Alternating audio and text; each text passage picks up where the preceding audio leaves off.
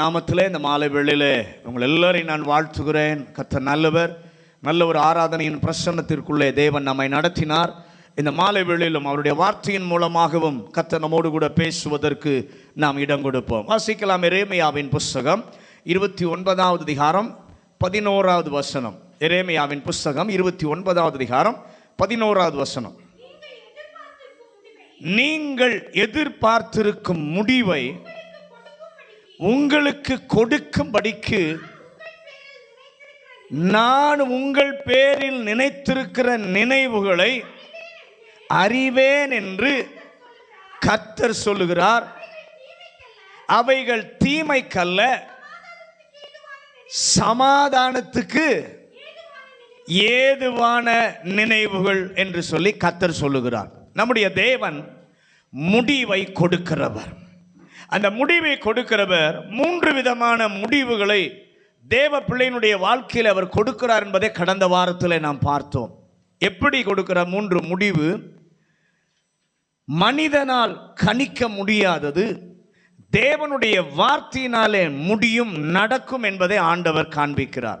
2வது, சத்துரு ஒன்றை நினைக்கிறான், அவன் நினைத்ததற்கு முற்றிலும் எதிரான மாறுதலான ஒரு முடிவை கர்த்தர் கொடுக்கிறார்.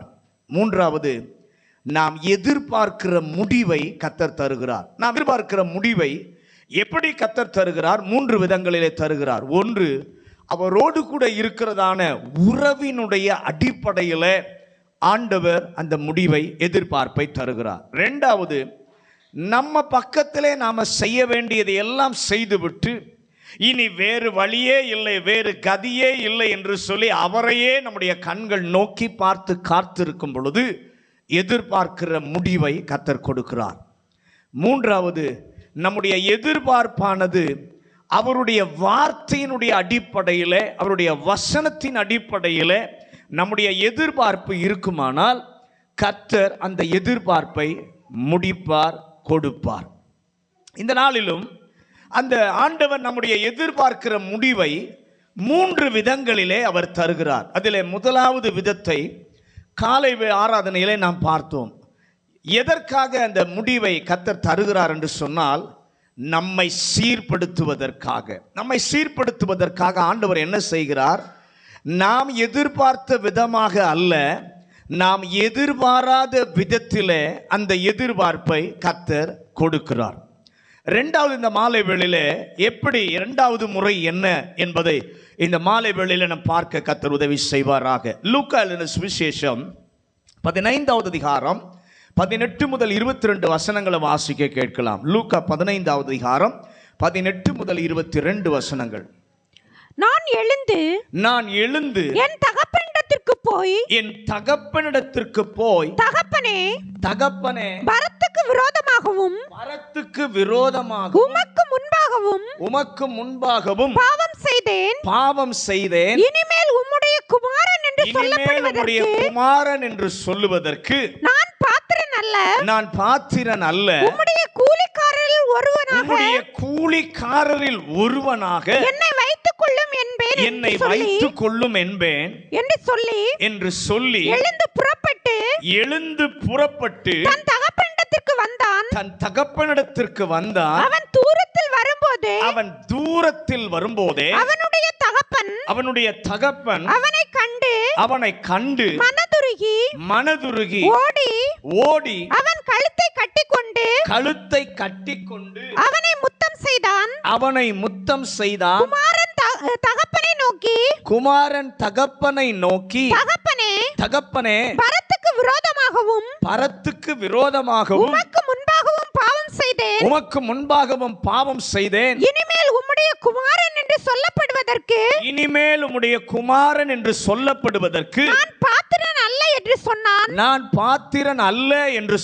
அப்பொழுது தகப்பன் தன் ஊழியக்காரரை நோக்கி நீங்கள் உயர்ந்த வஸ்திரத்தை கொண்டு வந்து இவனுக்கு உடுத்தி இவன் கைக்கு மோதிரத்தையும் கால்களுக்கு பாதரட்சைகளையும் போடுங்கள். இந்த பகுதி நம்ம எல்லாருக்கும் தெரிந்ததான அறிமுகமான நல்ல ஒரு பகுதி. ரெண்டாவது, ஆண்டவர் முடிவை கொடுக்கிற விதத்தில் முதலாவது எதற்காக கொடுக்கிறார்? நம்மை சீர்படுத்துவதற்காக எதிர்பாராத விதத்தில் கொடுக்கிறார், நம்மை சரிபடுத்த. ரெண்டாவது, ஆண்டவரை நமக்கு காண்பிப்பதற்காக, அவர் எப்படிப்பட்டவர் என்பதை காண்பிப்பதற்காக எதிர்பார்த்ததை விட பல மடங்கு தருகிறார். ஆமென் சொல்லுங்க. ரெண்டாவது, அவர் யார் என்பதை காண்பிப்பதற்கு எதிர்பார்த்ததை விட பல மடங்கு கர்த்தர் தருகிறார். அவனுடைய மனதில் ஒரு உணர்வு வந்தது. யார்? இளைய குமாரனுடைய மனதில் ஒரு உணர்வு அவனுக்கு வந்தது. அவனுக்கு புத்தி தெளிந்தது என்று சொல்லி வேதத்தில் நாம் வாசிக்கிறோம்.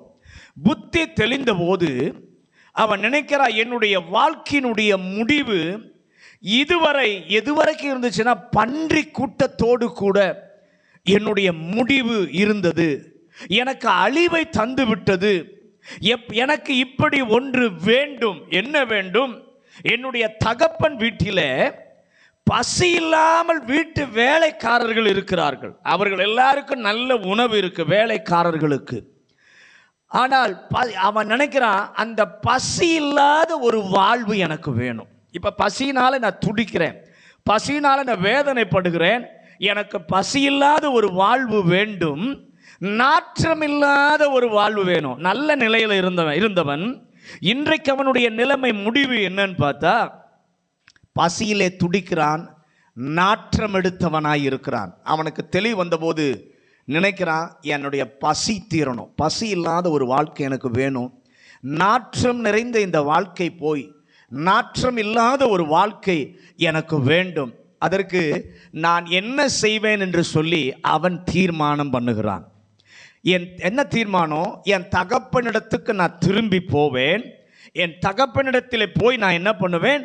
விண்ணப்பம் செய்வேன். அவன் எதிர்பார்த்தான். என்ன எதிர்பார்ப்போடு வருகிறான்னா, தகப்பனிடத்தில் வீட்டிலே ஒரு வேலைக்காரனாக என்னை வைத்துக் கொள்ளும், ஒரு வேலைக்காரன் என்கிற வேலையை எனக்கு தாரும். அதுதான் அவன் கேட்க விரும்புகிறான். நாம் எதிர்பார்க்கும் முடிவை ஆண்டவர் தருகிற இரண்டாவது முறை எதிர்பார்த்ததை விட பல மடங்கு பெரிதாக மேன்மையாக என் ஆண்டவர் தருவார். விசுவாசிக்கிறவங்கள் கரங்களை உயர்த்தி ஆண்டவருக்கு ஒரு நன்றி சொல்லுங்க. நாம் எதிர்பார்த்ததை விட பல மடங்கு பெரிதாக மேன்மையாக என்னுடைய ஆண்டவர் தருவார். பெரிதாக தருபவர். வேலைக்காரனாக நியமித்தால் போதும் என்று சொல்லி அவன் நினைக்கிறான். ஆனால் தகப்பன் சொன்னான், நான் புதிதாக வேலை தருவது இல்லை. உன்னை என் மகனாகத்தான் நீ இருந்தாய், ஆனால் இடையில நீ போய்விட்டாய். உன்னை என்னுடைய மகனாகவே திரும்ப நான் வைக்கிறேன். அல்லேலூயா, அல்லேலூயா. நீ வேலைக்காரன் அல்ல, நீ என்னுடைய குமாரன். நாம் நிறைய நேரத்தில் நினைக்கிறோம், ஆண்டவரே ஒரு சின்னதாக எனக்கு கொடுத்தா போதும் ஆண்டவரே, வேலை செய்கிறதுக்கு எனக்கு சாப்பிட்றதுக்கு இருந்தால் போதும், நாற்றம் எடுத்த வாழ்வை மாறினா போதும்னு நினைக்கிறோம். ஆண்டவர் சொல்கிறாரு, நீ என்னை விட்டு தூரம் போன, ஆனாலும் உன்னை நான் மகனாகவே மகளாகவே திரும்ப ஏற்றுக்கொள்கிறேன். அல்லேலூயா. நீ வேலைக்காரன் அல்ல, என்னுடைய குமாரன். குமாரன் என்கிற மேன்மையை, அதிகாரத்தை நான் உனக்கு தருகிறேன். ஆண்டவரே, நாங்கள் எதிர்பார்த்ததை விட பெரிதான முடிவை எங்களுக்கு தரவும் செய்யவும் நீர் வல்லமை உள்ளவராய் இருப்பதற்காக உமக்கு நன்றி. அவன் சொல்லுகிறான், தகப்பனே, எனக்கு ஒரு ஆசை. வாழ்வை நான் கழித்து விட்டேன்.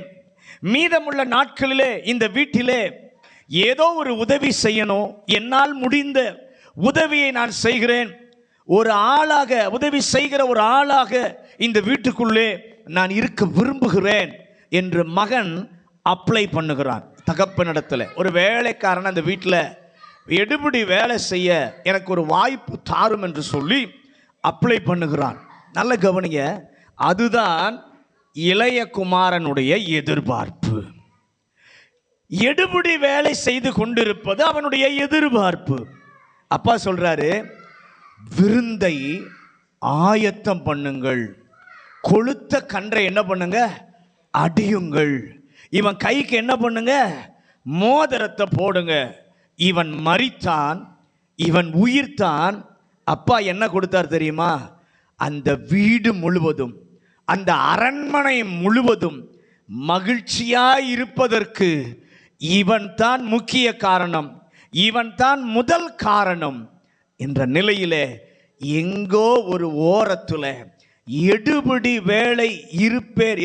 வேளையிலே இருப்பேன் என்றால் தகப்பன் அவனை மையத்திலே வைத்து எதிர்பார்த்ததை விட பெரிதான முடிவை தகப்பன் தருகிறார்.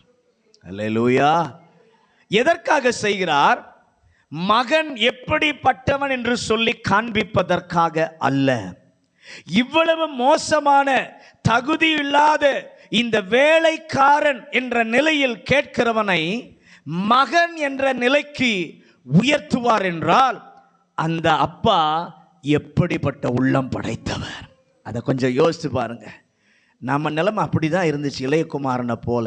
ஆனால் மகன் என்ற ஸ்தானத்துக்கு மறுபடியும் கொண்டு வந்து அந்த ஸ்தானத்தை கொடுக்கிறான்னா நம்முடைய பரம தகப்பனுடைய உள்ளம் எப்படிப்பட்டதா இருக்கும். ஹல்லேலூயா, ஹல்லேலூயா. நாம் நினைக்கிறோம் எதிர்பார்த்தது கிடைத்தால் கர்த்தர் நம்மை ஸ்பெஷலா ட்ரீட் பண்றார் அப்படின்னு நினைக்கிறோம். இல்லை, நம்மை காண்பிக்க அல்ல, தம்மை காண்பிப்பதற்காக ஆண்டவர் எதிர்பார்த்ததை விட பெரிதாக தருகிறார். அல்லேலூயா. அவனுக்கு தகுதி இல்லை, ஏன்னா எல்லாத்தையும் வாங்கிட்டு போய் செலவழித்தவன் தான், அழித்தவன் தான். தகுதி இல்லை மறுபடியும் கொடுப்பதற்கு. ஆனாலும் கொடுக்கிறேன். அவன் கேட்ட வேலையை கொடுத்து விட்டு அப்பா போயிருக்கலாம். சரி, வந்தான், திருப்பி வந்தான், வேலை கேட்குறான், வேலை செஞ்சுட்டு வாழ்நாளை என்ன பண்ணிடட்டும், கழிச்சுரட்டும் என்று சொல்லி நினைத்திருக்கலாம், போயிருக்கலாம். ஆனால் தகப்பன் அவனை மீண்டும் அதே நிலையில், மகன் குமாரன் என்கிற அதே நிலையில நீடிக்க அவர் விரும்புகிறார். அல்லேலூயா.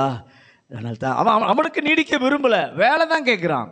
ஆனால் தகப்பன் என்ன சொல்கிறான்? நீ வேண்டும், அவனுக்கு மட்டுமல்ல எங்களுக்கும் நீர் அப்படி செய்ய வல்லவராய் இருக்கிறீர். உம்மை நாங்கள் புரிந்து கொள்ள எங்களுக்கு ஒரு உதவி செய்யும் அப்பா. அனைத்தையும் ஊதாரித்தனமாக செலவழித்த இவனை மீண்டும் மகனாக எந்த தகப்பன் நிறுத்துவார் இந்த உலகத்தில்? யோசிச்சு பாருங்க. எல்லாத்தையும் அழிச்சவன், நாசம் பண்ணினவன், வாழ்க்கையை கெடுத்து கொண்டவன், இந்த உலக பிரகமான தகப்பன் அவனை ஏற்றுக்கொள்ளவே மாட்டான். ஆனால் நம்முடைய பரம தகப்பன் இயேசு கிறிஸ்து மட்டும்தான் இழந்தவனை, அழித்தவனை மறுபடியும் மகனாக அதே ஸ்தானத்திலே அதே அதிகாரத்தை கொடுக்கிறவராய் இருக்கிறார். அவர் சொல்றார், என்னிடத்துல வருகிற ஒருவனையும் நான் புறம்பே தள்ளுவதில்லை. உமக்கு நாங்கள் நன்றி சொல்லுகிறோம் ஆண்டவரே. யோசுவாவின் புஸ்தகம் 2வது அதிகாரம் 12-13 வசனங்கள். யோசுவாவின் புஸ்தகம் 2வது அதிகாரம் 12-13 வசனங்கள். இப்போதும் நான் உங்களுக்கு தயவு செய்தபடியால் நீங்களும் என் தகப்பன் குடும்பத்துக்கும் தயவு செய்வோம் என்று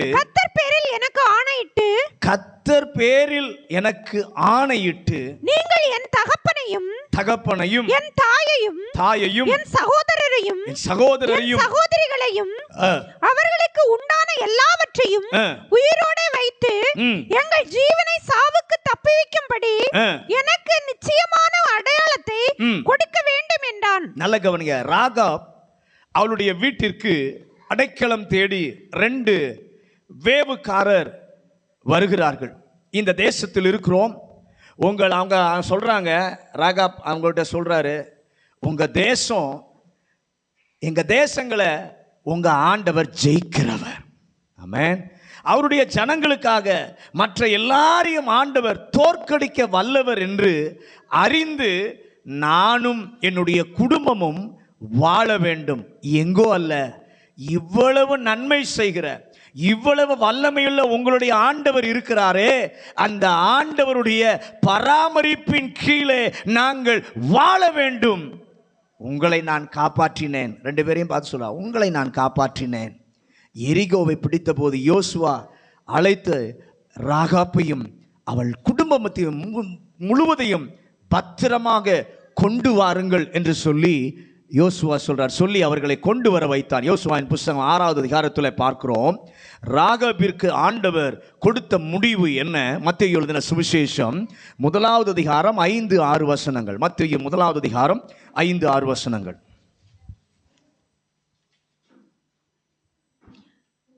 சல்மோன் போவாசை ராகாபினிடத்தில் பெற்றான். சல்மோன் போவாசை ராகாபினிடத்தில் பெற்றான்.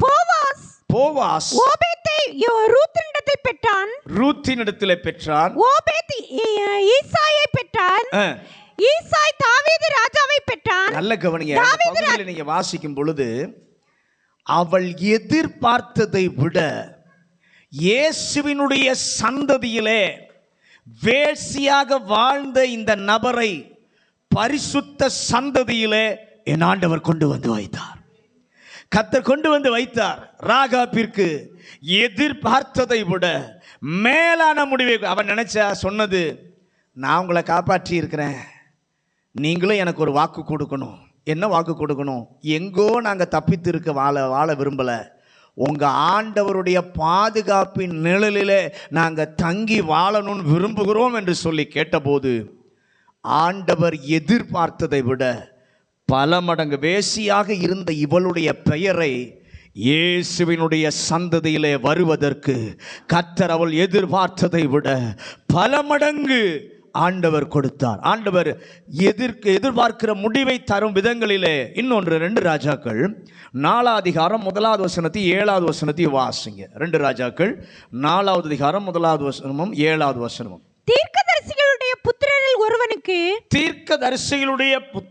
ஒருவனுக்கு மனைவியாய் இருந்த ஒரு ஸ்திரீ எலிசாவை பார்த்து உமது அடியேனாகிய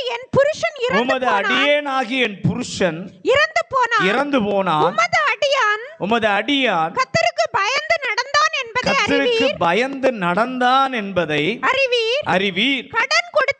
கடன் கொடுத்தவன் இப்போது 2 குமாரரையும் தனக்கு அடிமைகளாக்கி கொள்ள வந்தான் என்றால் அவள் போய் தேவனுடைய மனுஷனுக்கு அதை அறிவித்தால் அப்பொழுது அவன் நீ போய் அந்த எண்ணெயை விற்று உன் கடனை தீர்த்து மீந்ததை கொண்டு நீயும் உன் பிள்ளைகளும் ஜீவனம் பண்ணுங்கள். எலிசாவினிடத்தில் கேட்கிறாள், கடன் கொடுத்த என்னால் அந்த கடனை கொடுத்து தீர்க்க முடியவில்லை.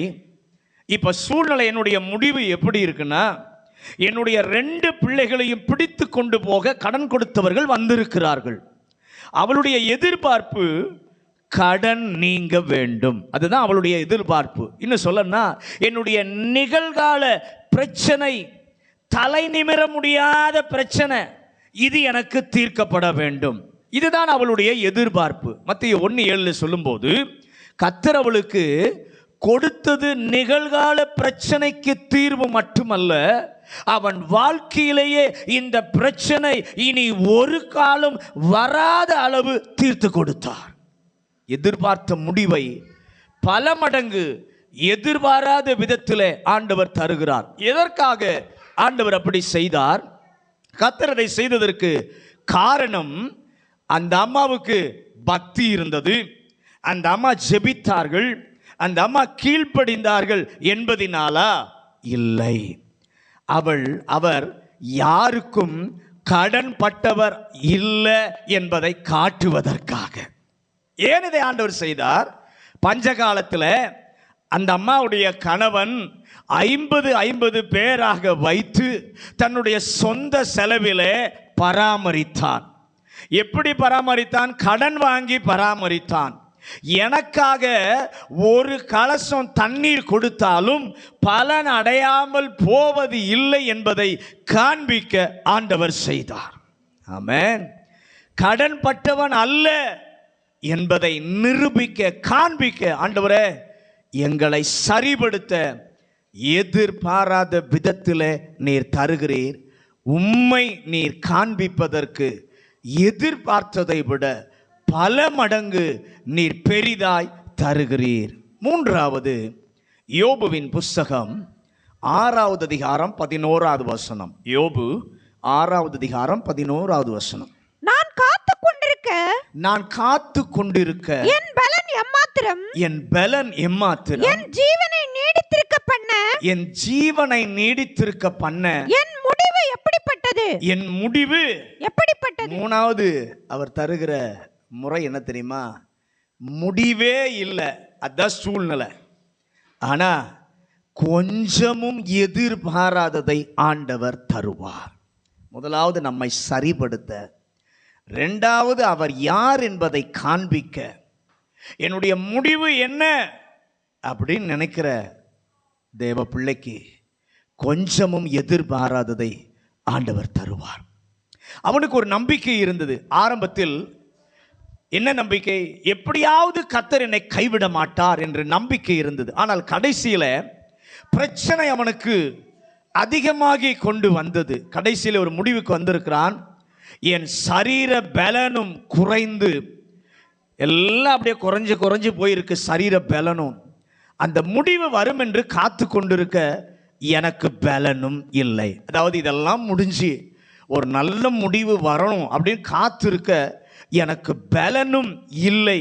என் ஜீவனை நீடித்திருக்க பண்ண ஏதாவது ரொம்ப பெருசா என் வாழ்க்கையில் வருதுன்னா பரவாயில்ல, எக்ஸ்டென்ஷன் ஆண்டவர்கிட்ட என்ன பண்ணலாம், கேட்கலாம். ஆனால் வருவதற்கு ஒன்றும் இல்லையே அப்படின்னு நினச்சி தான் எதுவும் வர வாய்ப்பு இல்லை. என்னுடைய முடிவு எப்படிப்பட்டது என்று சொல்லி ஏற்கனவே எனக்கு தெரியும்.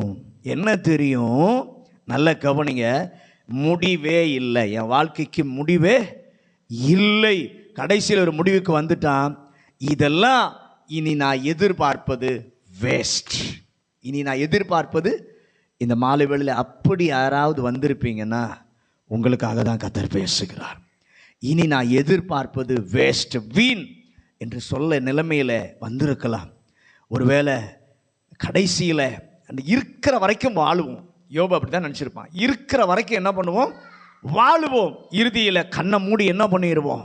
நம்முடைய வாழ்க்கையை முடிச்சிருவோம் என்று சொல்லி முடிவு இப்படித்தான் இருக்கும் என்று சொல்லி இதற்காக ஜெபம் பண்ண வேண்டிய அவசியம் இல்லை, எதிர்பார்க்கவும் அவசியம் இல்லை. ஒருவேளை இங்குள்ள கூட்டத்தில் இப்படிப்பட்ட நிலைமை இருந்தால் ஆண்டவர் சொல்றாரு, காத்திருங்கள், பொறுமையாயிருங்கள். யோபுவின் புஸ்தகம் 42 அதிகாரம் 12 to 16 வரைக்கும் வாசிக்க கேட்போம். யோபு 42, 12 முதல் 16. கர்த்தர்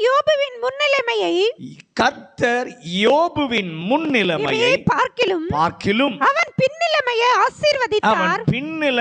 ஆசீர்வதித்தார். 14,000 ஆடுகளும் 6,000 ஒட்டகங்களும் 1,000 ஏர்களும் 1,000 கழுதைகளும் அவனுக்கு உண்டாயின. 7 குமாரரும் 3 குமாரத்திகளும் அவனுக்கு பிறந்தார்கள். மூத்த மகளுக்கு எமீமாள் என்றும் இரண்டாம் மகளுக்கு கெத்சியால் என்றும் மூன்றாம் மகளுக்கு கேனராப் என்றும் பெயரிட்டான். தேசத்தில் எங்கும் யோபுவின் குமார்த்திகளைப் போல் சௌந்தரியமான பெண்கள் காணப்படவில்லை. அவர் தகப்பன் அவர்கள் சகோதரன் நடுவிலே அவர்களுக்கு சுதந்திரம் கொடுத்தான். இதற்கு பின்பு யோபு 140 வருஷம் உயிரோடு இருந்து 4 தலைமுறையாக தன் பிள்ளைகளையும் தன் பிள்ளைகளுடைய பிள்ளைகளையும் கண்டான். யோபு நெடுநாளாயிருந்து பூரண வயதுள்ளவனாய் மரித்தான். முடிவே இல்லவனுடைய நிலைமை ஆண்டவர் எப்படி மாற்றுகிறார் பாருங்க. 140 வருஷம் உயிரோடு இருக்கிறான்னு எழுதிட்டு கீழே அடுத்தது ஒன்று எழுதுறாரு, நீடித்த நாட்களாய். அவனுடைய குமார்த்திகளை போல அந்த தேசத்திலேயே அழகுள்ளவங்க யாருமே இல்லை. ஹல்லேலூயா. ஆண்டவர் இதை குறித்து வைக்கிறார். அந்த தேசம் முழுவதிலும் யோபுவை போல, யோபுவினுடைய குடும்பத்தை போல ஒருவரும் இல்லாத நிலையிலே அவன் முன்னிருந்த நிலைமையை பார்க்கிலும் பின்னிருந்த நிலைமையை கர்த்தர் ஆசீர்வாதமாக்கினார். எனக்கு ஒரு முடிவு இல்லை, அதற்கு நான் காத்திருப்பது வேஸ்ட், அதற்காக நான் ஜெபம் பண்ணுவது வீண். ஆனால் கர்த்தர் சொல்கிறார், இல்லப்பா, எதிர்பார்க்கிற முடிவை எதிர்பாராத விதத்தில் தருவார். எதிர்பார்த்ததை விட பல மடங்கு பெரிதாக்கி தருவார். மூன்றாவது, முடிவே இல்லை, ஆனால் கொஞ்சமும் எதிர்பாராததை என் கர்த்தர் தருவார். ஒருபோதும் எதிர்பாராது இருந்தது நமக்கு வருவதே எதிர்பாராததாய் இருக்க கர்த்தர் செய்வார். கை உயர்த்தி ஆண்டவருக்கு ஒரு நன்றி சொல்லுவோமா? ஹல்லேலூயா. கர்த்தர் அதை ஏன் செய்கிறார் என்றால், அங்க பார்க்கிறோம், வாழ்வில் ஏற்பட்ட அழிவுகளுக்கு காரணமாய் இருந்தது சத்துருவுக்கு. அந்த அழிவுகளுக்கெல்லாம் காரணமாக இருந்தது சத்துருவானவன் தான். அந்த சத்துருவானவனுக்கு கர்த்தர் தம்மை நிரூபிக்க விரும்புகிறார். என்னை நம்பினவர்களை நான் கைவிடுவது இல்லை. என்னை நோக்கி பார்த்தவர்களினுடைய முகத்தை நான் வெட்கப்பட்டு போக விடுவதில்லை. அவர்களுக்கு முடிவு வராது என்ற முடிவுக்கு வந்தாலும் எதிர்பாராத முடிவை கொடுக்க நான் உண்மையுள்ள கர்த்தராக இருக்கிறேன். ஆண்டவரே, சாத்தானுக்கு மட்டும் நிரூபிக்கலப்பா, எங்களுக்கும் நிரூபிப்பதற்காக நீர் செய்வதற்காக உமக்கு நன்றி ஆண்டவரே. யோபின் புஸ்தகத்தை யாரெல்லாம் புரட்டி படிக்கிறார்களோ அத்தனை பேருக்கும் ஆண்டவர் நிரூபிப்பதற்காக எதிர்பாராததை, நினைத்திராததை கொடுக்க என் ஆண்டவர் வல்லமை உள்ளவராய் இருக்கிறார். அப்போஸ்தலர் நடபடிகளின் புஸ்தகம் 3வது அதிகாரம் 5வது வசனம். அப்போஸ்தலர் 3:5. அவன் அவர்களிடத்தில் ஏதாகிலும் கிடைக்கும் என்று எண்ணி அவர்களை நோக்கி பார்த்தான். நல்ல கவனிங்க, பேதுருவும் யோவானும் ஆலயத்துக்கு வராங்க. ஆலயத்துக்கு வரும்போது அவங்கள பார்த்து இவன் கேட்குறான், ஏதாவது பிச்சை கிடைக்குமா என்று. ஆனால் அவங்க சொல்கிறாங்க, என்னை உற்றுப்பார் என்று சொன்ன உடனே இவனுக்கு புதிய உத்வேகம் வந்துருச்சு. என்னை பார்த்து ஒருத்தர் உற்றுப்பார்னு சொல்கிறாங்களே, அப்போ ஏதாவது அதிக பணம் கிடைக்கும், ஏதாவது அதிக உதவி கிடைக்கும் என்று நினைத்து அவனுடைய எதிர்பார்ப்பு அதுதான். அதை தான் எதிர்பார்த்து பார்க்குறான். ஏதோ அதிக பணம் தர போகிறாங்க, அதிகமாக எனக்கு ஏதோ செய்ய போகிறாங்க அப்படின்னு நினச்சா பார்க்குறான். ஆனால் ஒரு நாள் அவன் எதிர்பார்க்கவே இல்லை, மற்றவர்களை போன நானும் நடப்பேன் என்று சொல்லி பிச்சை தான் கேட்டுக்கொண்டிருந்தான். இவங்க நோக்கி பாருன்னா ஏதோ அதிக பணம், இது நடப்பேன் அப்படின்னு சொல்லி அவன் என்ன பண்ணல, நினைக்கவே இல்லை. ஏன் என்று சொன்னால், பிறக்கும் போதே சப்பானியாய் பிறந்தவன், பிறக்கும் போதே சப்பானியாய் பிறந்தவன். நடப்பேன் என்று சொல்லி அவனுக்கு நம்பிக்கையே இல்லை, எதிர்பார்க்கவும் இல்லை. ஆனால் கர்த்தரோ அவனுக்கு எதிர்பாராத ஒரு முடிவை கர்த்தர் கொடுத்தார். வேதம் சொல்லுகிறது, அவன் குதித்தான், ஓடினான், நின்றான், நடந்தான். மற்றவர்களுக்கு நடக்கும், எனக்கு நடக்காது, ஏன்னா நான் பிறந்ததே இப்படி, எனக்கு மட்டும்தான் நடக்க வழியே இல்லை என்று ஒருவேளை நினைத்து வந்தால், எதிர்பாராத முடிவை கொடுக்க வல்லமை உள்ள ஒரு கர்த்தர் இந்த இடத்துல அவர் இருக்கிறார். அவர் இந்த மாதம் நம்மோடு கூட பேசி கொண்டிருக்கிறார். பேசினதை நிச்சயமாக என் ஆண்டவர் செய்வார். விசுவாசிக்கிறவங்களாம் கையை உயர்த்தி ஆண்டவருக்கு ஒரு நன்றி சொல்லுங்க. ஹல்லேலூயா. ஆண்டவரே, நாம் நல்ல கவனிங்க, நாம் எதிர்பார்க்காவிட்டாலும் ஏன் எதிர்பாராத முடிவை தருகிறார் என்று சொன்னால், அந்த சூழ்நிலை குறித்து ஆண்டவருக்கு ஒரு எதிர்பார்ப்பு இருந்துச்சு. ஹல்லேலூயா. பேதுருவும் யோவானும் கடந்து போய் இவனை தூக்கி நிறுத்துகிறார்களே, அன்று ஆண்டவருக்கு இருந்த எதிர்பார்ப்பு என்ன? இந்த மனிதனை சுகமாக்கும் போது இதன் மூலமாக 5000 பேர் ரட்சிக்கப்பட வாய்ப்பு இருக்கிறது. அப்போஸ்தலர் நடபடிகள் 4வது அதிகாரம் 4வது வசனத்தை வாசிங்க. அப்போஸ்தலர் 4:4. வசனத்தை கேட்டவர்கள் அநேகர் விசுவாசித்தார்கள். அவர்கள் தொகை ஏறக்குறைய 5000 இருந்தது. ஏறக்குறைய 5000 இருந்த. கை உயர்த்தி ஆண்டவரே எல்லாரும் ஜெபம் பண்ணுவோம். உம்முடைய எதிர்பார்ப்பு நிறைவேறுவதற்காக நான் எதிர்பாராத முடிவை நீர் தர வல்லவராயிருக்கிறீர். அது வேதனையான முடிவல்ல, மேன்மையான முடிவு, நன்மையான முடிவு. ஆதியாகமம் 27வது அதிகாரம் 33வது வசனம். ஆதியாகமம் 27 31 33.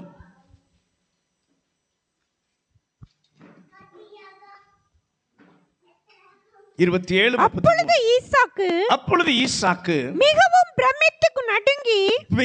பிரமித்து நடுங்கி வேட்டையாடி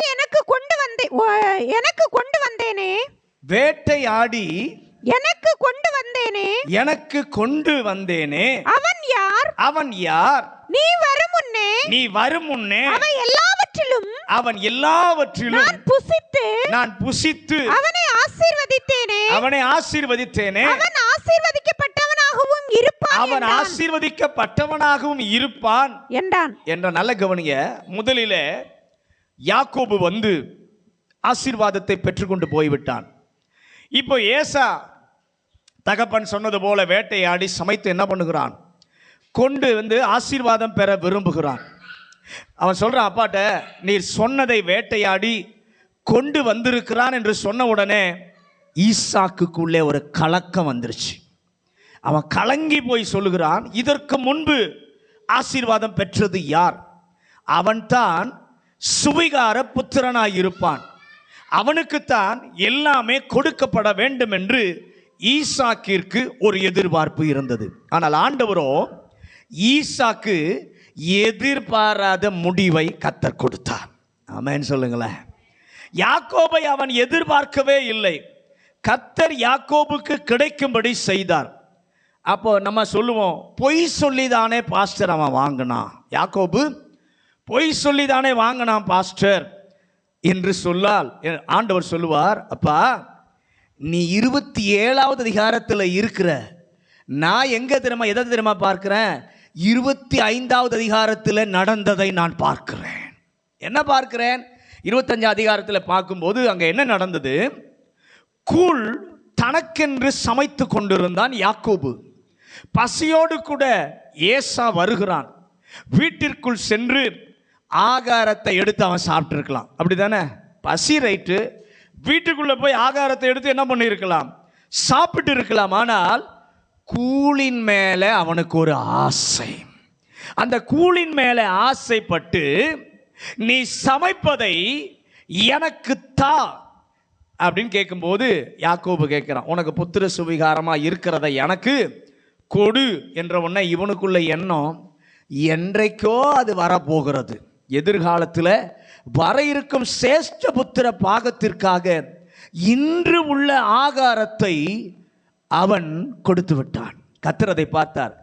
யாக்கோபு வர இருக்கிறதான ஆவிக்குரிய ஆசீர்வாதத்தை யாக்கோபு எதிர்பார்த்தான்.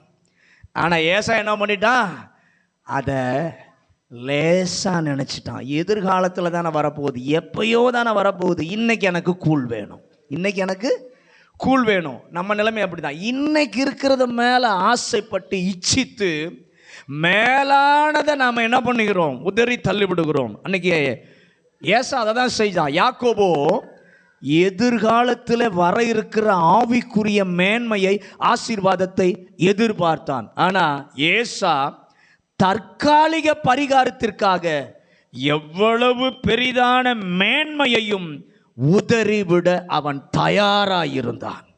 அல்லேலூயா. அதனால தான் ஈசாக்கே, நீ எதிர்பார்க்காத ஒரு முடிவை உனக்கு தருகிறேன். ஏன் அப்படி ஆண்டவர் செய்தார்? ஆண்டவர் தம்முடைய திட்டத்தில் இந்த ஈசாக்கிலிருந்து ஒரு யோசேப்பு வருவான். அந்த யோசேப்பை எகிப்திற்கு மேலானவனாக்கி ஆபிரகாமுக்கு 15வது அதிகாரத்தில் நான் சொன்னேன், உன் சந்ததி எகிப்திற்கு போகும். அந்த வார்த்தை நிறைவேறுவதற்கு போக செய்ய, எகிப்திற்கு போக யோசேப்பு போக வேண்டும் என்று செய்தார். 1 ராஜாக்கள் 19வது அதிகாரம் 9வது வசனத்தை வாசிங்க. 1 ராஜாக்கள் 19:1. அங்கே அவன் ஒரு கெபிக்குள் போய் தங்கினான். அங்கே அவன் ஒரு கெபிக்குள் போய் தங்கினான். இதோ இதோ கர்த்தருடைய வார்த்தை அவனுக்கு உண்டாகி, கர்த்தருடைய வார்த்தை அவனுக்கு உண்டாகி, அவர் எலியாவே எலியாவே இங்கே உனக்கு என்ன காரியம் இங்கே உனக்கு என்ன காரியம் என்றான். நல்ல கவனிய. அக்கினியை இறங்கினவனுக்கு இப்ப அவன் எப்படி எனக்கு ஒரு முடிவு வரணும்னு நினைச்சான். என்ன முடிவு? சூறை செடியின் கீழே நான் படுத்திருக்கிறேன், யாருமே இல்லை, யாருமே இல்லாத அனாதையை போல மரிக்க விரும்பினான். என் வாழ்வை நீர் எடுத்துக்கொள்ளும், நான் உயிரோடு இருக்க விரும்பவில்லை. அவன் சொல்றான், நான் நல்லவனும் இல்லை, நான் நல்லவனும் இல்லை என்று சொல்கிறான். அதுதான் அவன் எதிர்பார்த்த முடிவு. ஆனால் ஆண்டவர் பார்த்தார், நீ மரிக்கணும் நான் நினைக்கிற, நீ எதிர்பார்க்காத ஒரு முடிவை தருவேன், உனக்கு மரணமே கிடையாது, உனக்கு மரணமே கிடையாது. இவனுடைய நினைவு என்ன? மரிக்கணும், அனாதையா மரிக்கணும், கர்த்தர் எடுத்துக்கொள்ளணும், நான் நல்லவன் இல்லைன்னு சொல்றான். நீ அப்படியாப்பா நினைக்கிற? எதிர்பார்க்காத ஒரு முடிவை தர, உனக்கு மரணமே கிடையாது. 2 ராஜாக்கள் 2:11 வாசிங்க. அவர்கள் பேசிக்கொண்டு நடந்து போகையில், அவர்கள் பேசிக்கொண்டு நடந்து போகையில், இதோ அக்கினி ரதமும் குதிரைகளும் அவர்கள் நடுவாக வந்து இருவரையும் பிரித்தது. எலியா சுழல் காற்றிலே பரலோகத்துக்கு ஏறி போனான். நல்ல கவனிங்க. இப்பவே கவலையில, விரக்தியில, தோல்வியில என்னுடைய வாழ்வு முடிந்து விடட்டும், இதோடு போகட்டும், பிரச்சனையை என்னால் தாங்க முடியல என்று சொல்லி நினைத்திருக்கிற கர்த்தருடைய பிள்ளையே, கர்த்தர் சொல்லுகிறார், நீ எதிர்பாராத முடிவை உனக்கு தருவேன். எலியாவே, கர்மேல் மலையோடு உன் ஊழியம் முடிந்து விட்டது என்று சொல்லி நீ நினைக்கிறாய். ஆனால் என்னை பொறுத்த அளவிலே உன்னுடைய ஊழியம் இன்னும் முடியலை. உன்னுடைய ஆவியோடு யோவான் ஒத்த ஆவியை உடைய யோவான் ஸ்நானகன் என்று சொல்லி ஒருவன் வருவான். அதற்கு பின்பு இயேசு மறுரூப மலைக்கு என்ன பண்ணுவார்? வருவார். அதற்கு பின்பு நீயும் வருவாய். உன்னுடைய ஊழியம் முடிவு அல்ல. அல்லேலூயா. அதற்கு முன்னாடி வெளிப்படுத்தல பார்க்கும் பொழுது 2 சாட்சிகள் வருவார்கள். அதில் ஒன்று நீயாக இருக்கக்கூடும். அல்லேலூயா. உன்னுடைய ஊழியம் இதோடு முடிந்தது என்று சொல்லி நீ நினைக்கிறாய். நானோ நீ எதிர்பாராத முடிவை உனக்கு தருவதற்கு காரணம் உன் ஊழியம் முடிவு அல்ல. பிசாசு முடிக்க நினைத்தாலும், நாமே முடிக்க நினைத்தாலும், ஆண்டவர் முடிவு வராததற்கு முடிவை விடாததற்கு காரணம், முடிவை தருவது என்னுடைய பொறுப்பு. எதிர்பாராத முடிவை தரவல்லவர் ஆண்டவர். அவனை உயிரோடு எடுத்துக்கொண்டார். ஆண்டவருக்கு ஒரு எதிர்பார்ப்பு இருந்தது. என்ன எதிர்பார்ப்பு? புதிய ஏற்பாட்டிலே நிஜங்களாய் இருக்கிற பலவற்றை பழைய ஏற்பாட்டிலே நிகழ்வுகளாக கர்த்தர் தந்திருக்கிறார். ஆமென்.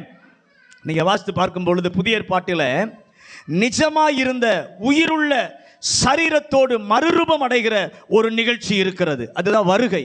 தேவனுடைய வருகை வரும்போது இந்த உயிரோடு இருக்கிற மரித்தவர்கள் முதலாவது எழுந்திருப்பார்கள். பின்பு உயிரோடு இருக்கிற நாமும் அவரை சந்திக்க என்ன பண்ணுவோம்? எடுத்துக்கொள்ளப்படுவோம். அந்த ஒரு நிகழ்வு இருக்கிறது. புதிய ஏற்பாட்டில் ஆண்டவர் தீர்மானித்தார். அதற்கு பழைய ஏற்பாட்டில் ஒரு நிழலை கர்த்தர் வைக்க விரும்பினார். எலியாவை மாதிரியாக கர்த்தர் வைத்தார். அல்லேலூயா. ஊழியம் செய்து கொண்டிருக்கும் போதே, போய் கொண்டிருக்கும் போதே கர்த்தர் அவனை எடுத்துக்கொண்டார். ஹல்லேலூயா, ஹல்லேலூயா. கர்த்தருடைய பிள்ளையே, கர்த்தர் தாமே ஆரவாரத்தோடு, பிரதான தூதனுடைய சத்தத்தோடு, தேவ எக்காலத்தோடும் கூட அவர் இறங்கி வருவார். அப்பொழுது கிறிஸ்துவுக்குள் மரித்தவர்கள் முதலாவது எழுந்திருப்பார்கள். பின்பு உயிரோடு இருக்கிற நாமும் மறுரூபம் அடைந்து மேகங்களோடு கூட இவ்விதமாய் எடுத்துக்கொள்ளப்பட்டு அவரோடு கூட நீடித்திருப்போம். அந்த வாக்கு நிறைவேறுவதற்கு எலியாவை கர்த்தர் நிழலாக வைத்தார். வைக்க விரும்பினார். எதிர்பாராத விதத்திலே தருவீர், பல மடங்கு பெரிதாக்கி தருவீர், எதிர்பார்க்காததையும் தருவீர். முதலாவது எங்களை சீர்படுத்துவதற்காக, உம்மை காண்பிப்பதற்காக, எங்கள் விருப்பத்தை விட உம்முடைய எதிர்பார்ப்பு மேலானது என்பதை காண்பிப்பதற்காக நீர் செய்வதற்காக நன்றி. இதை 3 ஆண்டவர் செய்யணும்னா நாம் என்ன செய்யணும்? 2 சாமுவேல் 19 அதிகாரம் 29 வசனம். 2 சாமுவேல் 19 29. அப்பொழுது ராஜா அவனை பார்த்து உன் காரியத்தை குறித்து அதிகமாய் பேசுவானேன் நீயும் சீபாவும் நிலத்தை பங்கிட்டுக் கொள்ளுங்கள் என்று நான் சொல்லுகிறேன் என்றான். நான் சொல்லுகிறேன். முதலாவது நிபந்தனை, மேவிபோசேத் கால்கள் முடமானவன். இந்த ஒருவன் தப்பி உயிர் பிழைத்திருக்கிறான். தாவீது அவனை குறித்து அறிய வந்து, என்னுடைய சிநேகிதனாகிய யோனத்தானின் நிமித்தம் நான் தயவு பண்ணுவதற்கு தேடி வாருங்கள் என்று சொல்லுகிறான். அவனை தாவீதின் சமூகத்திலே கொண்டு வந்தபோது அவன் எதிர்பாராத ஒன்று மேவிபோசேத்துக்கு நடக்கிறது. தன்னை கொன்று போட வேண்டும் சவுல் செய்த தவறுக்காக.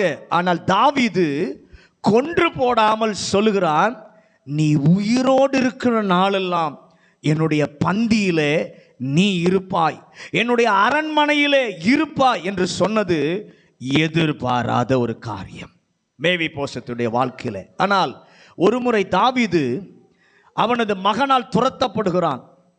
மீண்டும் திரும்பி வரும்போது பலர் தாவீதோடு வந்து இணைந்து அவனை வரவேற்கிறார்கள்.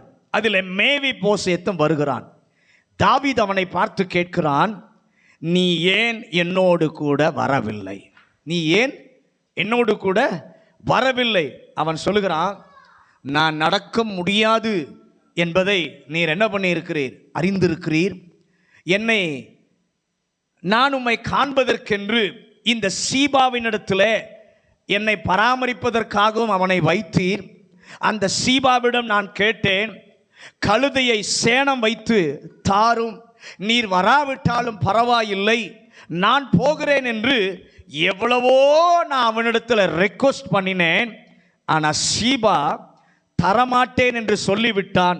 என்னால் செய்ய முடியாது என்று சொல்லும்போது ராஜா சொல்லுகிறான், எஸ்கியூஸ் எல்லாம் என்னிடத்துல செல்லாது, உன்னுடைய எஸ்கியூஸ் எல்லாம் என்னிடத்துல செல்லாது. நீ எதிர்பாராததை உனக்கு நான் தந்தேன். என்னது? நீ எதிர்பாராததை உனக்கு நான் தந்தேன். நீ என்ன பண்ணியிருக்கணும்?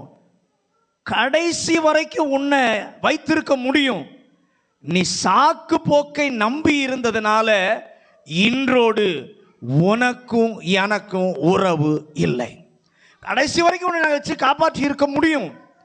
ஆனால் நீ எப்போ சாக்கு போக்கு சொன்னையோ அப்பவே உனக்கு எனக்கு உறவு இல்லை என்று சொல்லிவிட்டான். தாவீது என்ன சொன்னான்? அப்பா, உண்மையிலே நீ வர வேண்டும் என்று நினைத்திருந்தால் எப்படியும் நீ என்ன பண்ணியிருக்கலாம்? வந்திருக்கலாம். ஆனால் நீ வர முடியாததற்கு உண்மையான சாக்குப்போக்கு, இந்த சாக்குப்போக்கு நியாயமானது என்று சொன்னால் அது ராஜாவுக்கு தெரியும் என்கிற நியாயமான சாக்குப்போக்கை நம்பி கிறிஸ்தவ வாழ்க்கையை வாழ்ந்தால் எதிர்பார்த்தது கிடைக்காது. நாங்கள் எதிர்பார்த்தது கிடைக்க ஒரு நாளும் சாக்கு போக்கு சொல்லாதிருக்கிற ஒரு கிருபையத்தார். எல்லாம் கையை உயர்த்தி இருதயத்தில் வச்சு, ஆண்டவரே, ஒரு நாளும் உமக்கு உம்முடைய சமூகத்துக்கு நாங்கள் சாக்கு போக்கு சொல்லவே கூடாது. சாக்கு போக்கு சொல்ல முடியாது. தாவீது அதான் சொல்கிறான் மேவிபோசேத்துக்கு, நீ சாக்கு போக்கு சொல்கிறதெல்லாம் என்கிட்ட எஸ்கியூஸ் ஏற்றுக்கொள்ளப்பட மாட்டாது. நீ நினைக்கிற என்னுடைய சூழ்நிலை, என்னுடைய பிரச்சனை, என்னுடைய நிலைமை ராஜாவுக்கு தெரியும் நினைக்கிற. ஆனால் உன் எஸ்கியூஸ் ஏற்றுக்கொள்ளப்பட, உன் எதிர்பார்ப்பு நிறைவாது. இன்னையோடு உன்னுடைய உறவு, எனக்கு உனக்கு உறவு இல்லைன்னு சொல்கிறான். கர்த்தர் அதை தான் நமக்கு சொல்கிறாரு. நீ எவ்வளோ சாக்கு போக்கு சொன்னாலும் நான் எஸ்கியூஸ் தரமாட்டேன். ஏன்னா நீ வரணும்னு நினச்சிருந்தீங்கன்னா உன்னால் நிச்சயமாக என்ன பண்ண முடியும்? வர முடியும். நீ சாக்கு போக்கு சொல்லாமல் கர்த்தருடைய சமூகத்துக்கு வந்தாதான் எதிர்பார்க்காததை கர்த்தர் செய்வார். 2 ராஜாக்கள் 5 அதிகாரம் 11 வசனம். 2 ராஜாக்கள் 5:11. அதற்கு நாகமான்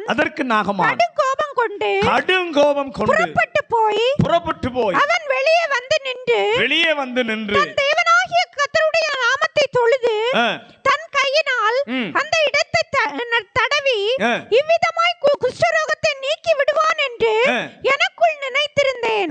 நல்ல கவனி. ஆண்டவர் இந்த 3 விதத்தில் நாம் எதிர்பார்க்கிற முடிவை தரணும் என்றால் நாகமான் செய்ததை போல நீங்களும் நானும் செய்ய வேண்டும். அல்லேலூயா. நான் செய்யும் விரும்புகிற விதங்கள் அல்ல, நான் போக விரும்புகிற வழிகளும் அல்ல, இப்படித்தான் என்று நான் சொல்லும் முறைமைகளும் அல்ல, ராஜாவின் வழி, ராஜாதி ராஜாவின் வழி, அதற்கு நான் என்னை ஒப்பு கொடுக்கிறேன். உம்முடைய வழி எதுவோ அதிலே நடப்பதற்கு என்னை முழுவதும் அர்ப்பணிக்கிறேன் என்கிற ஒரு அர்ப்பணம் இருந்தால் நீங்கள் எதிர்பார்த்ததை எதிர்பாராத விதத்தில் கர்த்தர் தருவார். முதல்ல ஆரம்பத்தில் நான் காலையில் பேசினேன், நாகமான் என்னென்னோ முறைகளெல்லாம் செஞ்சு பார்த்தான் எதிர்பார்ப்பு நிறைவேற. ஆனால் கர்த்தர் நினைச்ச நினைவு என்ன தெரியுமா? உனக்கு சரீரத்தில் மட்டும் சுகம் இல்லைப்பா, உன் உள்ளத்திலேயே மாற்றத்தை ஏற்படுத்த நான் விரும்பித்தான் இதை செய்கிறேன். மூழ்க சொன்னபோது அவன் கோபம், ஆனால் கடைசியில் கர்த்தருடைய வழிக்கு அர்ப்பணிச்சான் பாருங்க, கர்த்தருடைய வழிக்கு ஒப்பு கொடுத்தான் பாருங்க. அப்பதான் கர்த்தர் எதிர்பார்த்த முடிவை அவனுக்கு கொடுத்தார். அதே தேவன் இன்றைக்கு நம்மிடத்தில் மாலையில் எதிர்பார்க்கிறார். உன் எதிர்பார்ப்பு நிறைவேறணும்னா உன்னுடைய ராஜாதி ராஜாவுடைய வழிக்கு உன்னை அர்ப்பணி. அவர் சொல்லுகிற வார்த்தைகளுக்கு நீ கீழ்ப்படிவாயானால் உன்னுடைய எதிர்பார்ப்பு இந்த மாதத்தில் நிறைவேறும். இந்த மாதத்தில் கொடுப்பார். அவருக்கு ஒப்பு கொடுப்போம். முழங்காற்படியிடுங்க. முழங்காற்படியிட்டு ஆண்டவரை நோக்கி, ஆண்டவரே உம்முடைய எதிர்பார்ப்புக்கு என்னை நான் விட்டு கொடுக்கிறேன். உங்கள் எதிர்பார்ப்பை நிறைவேற்ற என்னை அர்ப்பணிக்கிறேன். பரலோக பிதாவே, இந்த நல்ல மாலை வேளைக்காக நன்றி சொல்லுகிறோம். இந்த மாலை வேளையிலும் ஆண்டவர் எங்களோடு கூட பேசின உம்முடைய நல் வார்த்தைகளுக்காக நன்றி சொல்லுகிறோம். எங்களுடைய எதிர்பார்ப்பை நீர் நிறைவேற்றுகிற 3 முறைகளை குறித்து இந்த நாளில் எங்களோடு கூட பேசினீர். எங்களை சரிபடுத்த சீர்படுத்த எதிர்பார்ப்பதை எதிர்பாராத விதத்தில் நீர் தருகிறீர். நீர் யார் என்பதை காண்பிப்பதற்கு எதிர்பார்ப்பதை விட அதிகமாக கொடுக்கிறீர். 3வது ஆண்டவரே, உம்முடைய எதிர்பார்ப்பு மேலானதை எங்கள் வாழ்க்கையிலே கொண்டு வருவதற்கு முடியவே முடியாது என்ற நிலைமையில் மேலான காரியத்தை செய்வதற்காக நீர் கொடுப்பதற்காக நன்றி. அதற்கு வேண்டிய 2 தகுதிகளையும் நாங்கள் செய்ய எங்களை அர்ப்பணிக்கிறோம். சாக்கு போக்கு நாங்கள் இனி சொல்ல மாட்டோம். ராஜாவுக்கு சாக்கு போக்கு சொல்ல மாட்டோம். எப்படியாவது செய்வோம். 2வது ஆண்டவரே, நாகமானை போல உம்முடைய வழிகளில் நடக்க தீர்மானம் பண்ணுகிறோம். உம்முடைய சத்தியத்தில் நடக்க தீர்மானம் பண்ணுகிறோம். அந்த முடிவுக்கு நம்ம வந்தோம்னா, தீர்மானத்துக்கு வந்தோம்னா, நிச்சயமாக கர்த்தர் செய்து இந்த மாதத்திலே நீர் உம்முடைய பிள்ளைகளுடைய எதிர்பார்ப்பை நிறைவேற்ற போகிறதற்காக ஸ்தோத்திரம். இயேசுவின் நாமத்தில் ஜெபிக்கிறோம் நல்ல பிதாவே.